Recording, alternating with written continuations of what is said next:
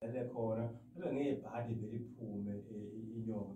Isisebenzi esikhona lekhaya samkhuza umnganani sibone lento engafanele siyibone noma le nyonga vele ibambe lesisebenzi siphoqoze.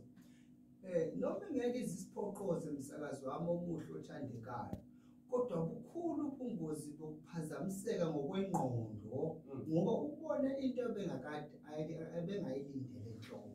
Ukusho ukuthi uyahlukumezeka emotional noma ngokomqondo ngoba namanje suke yena engalindele ukubhekana nento enje. Inkinga ayitheka phela le. Mayise ibonile lento futhi usazodida ukuthi izomshisa sengathi angayixoxa le. Kanti manje wayixoxa ngabulawa ngisho ukubulawa kumele nokuthi azasho ukuthi uyibonile into enje inkunzi malanga. Ayi nakho-ke nginomakoti sengilesinqumo mina sokuthi ngiyothola ngimfihlele mhlawumbe ebeseyibona lento maningi abantu bakhe ukuthi engaphila uma eseyibona lento mhlawumbe usangabona nayimina noma mhlawumbe ephoqoze yiyo lento le.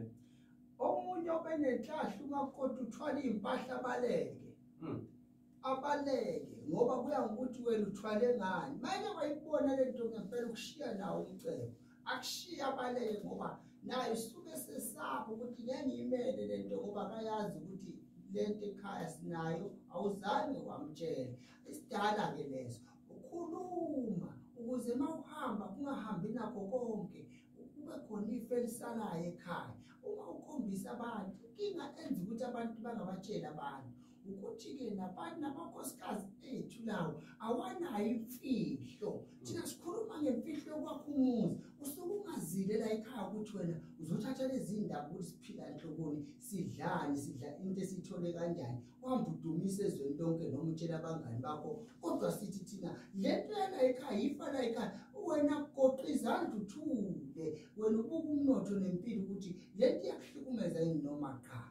Inkinga yedokotela akuyibonke abahamba khona ingalekisi kunabantu abakholwayo hayi okholwa ukuthi mhlawumbe uzofaka ingubo yesolothizi neyesothi ukhola inhliziyo yakhe nje kodwa manje ungekwazi ukumilana nento lena ekhona lekhaya umuntu uzophila kanjani ngalesimo lesi.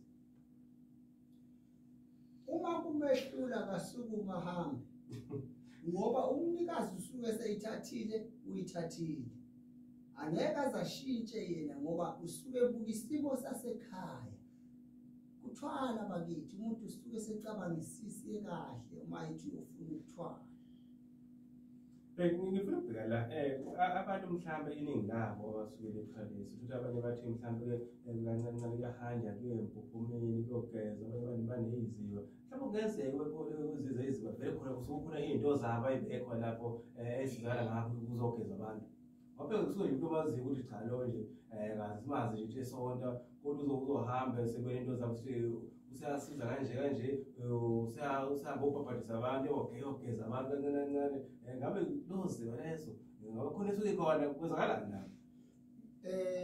Ake ngikhulume ngokwami ke lapho ngokwaba 2+2 vele mina la ngisuke ngiyokugezela khona noma nala ngisuke ngiyokufaka khona vele isuke kukhona umnumzane noma kukhona umuntu engazi kahle ukuthi uma ngingakuthinta ngalamanzi akhe noma uma ngixhumane naye mina vele ngase ngikuthela ngalamanzi ngathi hamba uyofuna umsebenzi ofuna uzothola ngakuthela ngalamanzi ngathi hamba uyothola ipromotion noma ukhushulelo yokhushulelo.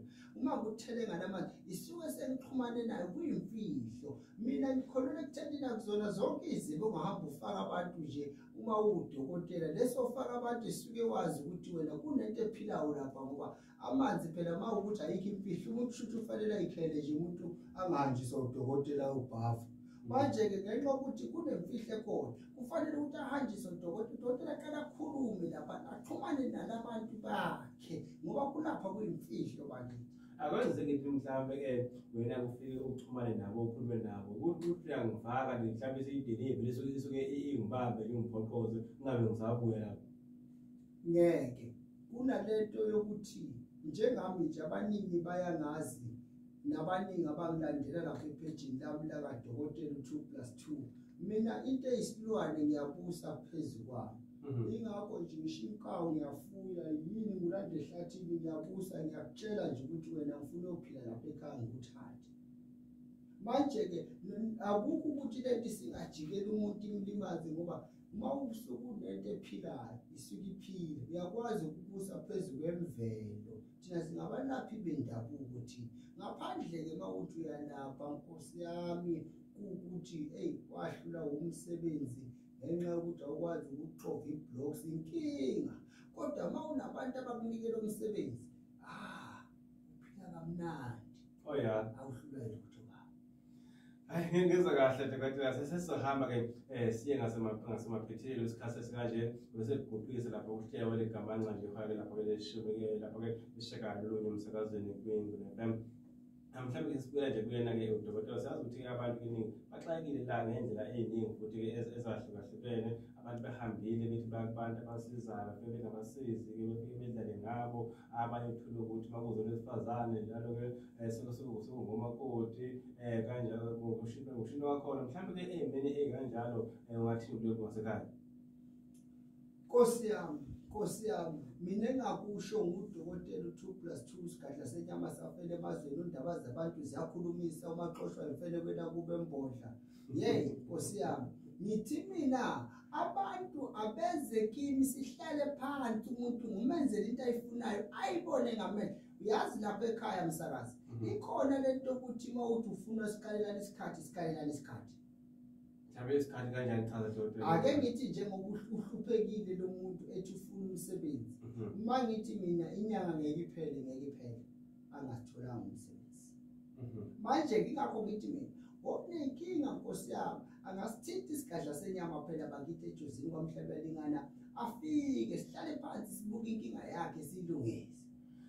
Kulungile dokotela.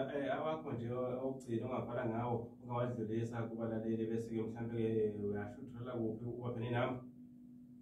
Nkosi yami, engakusho esizweni sakithi nabalaleli Inguna FM njengamanje, ngithi mina umuntu uma efuna into akaqaphela ukuthi lento ayifunayo uzoyimela yini, futhi kube khona ukuqaphela ngoba izinto ey'ningi la emhlabeni zidaliwe zifeziwe kodwa zisizi zonke.